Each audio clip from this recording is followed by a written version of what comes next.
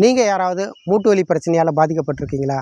அல்லது வாதம் சார்ந்த பிரச்சனை, அதாவது குதிகால் வாதம் அப்படின்னு சொல்லுவாங்க, அது மாதிரியான பிரச்சனையில் பாதிக்கப்பட்டிருக்கிறீங்களா? உங்களுக்கு செலவே இல்லாமல் ஒரு சிறப்பான ஒரு மூலிகை வைத்தியத்தை தான் நான் இப்போ சொல்ல போகிறேன்.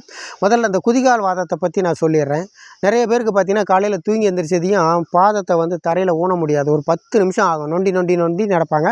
அப்புறம் தான் ஒரு இயல்பான நிலைக்கு வருவாங்க. அப்படி பாதிக்கப்பட்டவங்களுக்கு இந்த எருக்கு இருக்குது பார்த்தீங்களா, இந்த எருக்கோட பழுப்பு இலை, அதாவது இலை வந்து பழுத்துறணும்.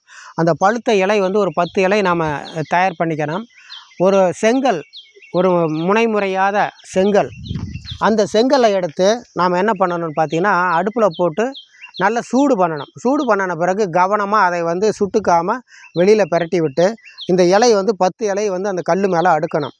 அடிக்கின பிறகு என்ன பண்ணணும்னு பார்த்தீங்கன்னா இந்த இலைக்கு மேலே அந்த பாதத்தை வந்து வச்சு எடுக்கணும். வச்சுக்கிட்டே இருக்கக்கூடாது, கண்டிப்பாக வச்சு காலில் சூடு உரைக்கும் போது எடுத்துடணும். இது மாதிரி அவங்க எடுத்தாங்கன்னா ஒரு அதிகபட்சம் ஒரு 5 நாள் இது மாதிரி செஞ்சாங்க அப்படின்னா அவங்களுக்கு அந்த குதிகால் வாதம் அப்படிங்கக்கூடிய பிரச்சனை வந்து தீரும். ரொம்ப எளிய முறையில் ஒரு தீர்வு தரக்கூடியது இது. அனுபவ முறை, நம்ம முன்னோர்கள் செய்த வழிமுறை இது. அதனால் நீங்கள் தைரியமாக இந்த வழிமுறையை பயன்படுத்தி உங்கள் உடல் சார்ந்த பிரச்சனையை தீர்த்துக்கலாம். இப்படிப்பட்ட ஒரு சிறப்பான ஒரு மூலிகை தான் இந்த எருக்கு. இதை தான் நாம் இன்றைக்கி பார்த்துருக்குறோம். நன்றி, வணக்கம்.